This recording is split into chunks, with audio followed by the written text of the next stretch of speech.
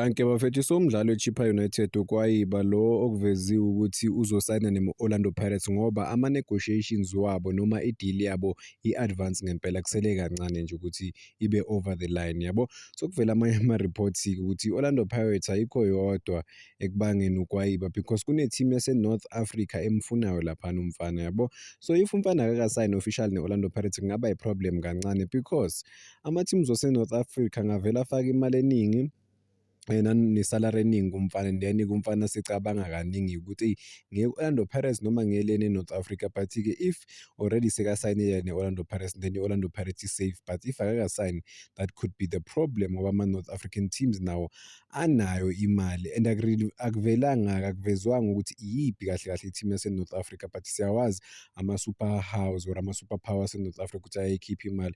Mawubheka nje in recent season khona ama-players a few even this season ahambile laphana adlala eNorth Africa. Sikhuluma ngoThembi Nkosi-Lorch, sikhuluma ngoMayelula, sikhuluma laphana ngoMayo, siphinde sikhulume ngoLakey-ke senesikhathi nadlala lapha e-Egypt. So baningi-ke sokuyi-trend ukuthi abadlali base-South Africa vele badlale le eNorth Africa. Khona-ke nodlalela e-Esperance laphana uMokwana, so ba-different ngempela. Kusho ukuthi ama-North African countries sewabona ukuthi lapha e-South Africa khona ithalente ngempela, badlali bakhona ba-super talented, ba-professionally. Sikhumbule ukuthi no-Percy Tau noPhakamani mhlambe babuya bonke lena eNorth Africa, baningi kakhulu abadlali base-South Africa seba-attract i-interest ngempela kuma-North African countries. But lo mdlali lo okubonakala ngathi sesayinile ne-Orlando Pirates, the way okuriphothiwe ngakhona noma i-deal seyi-close ngempela, sekuthiwa khona i-team yase-North Africa enyonyobayo.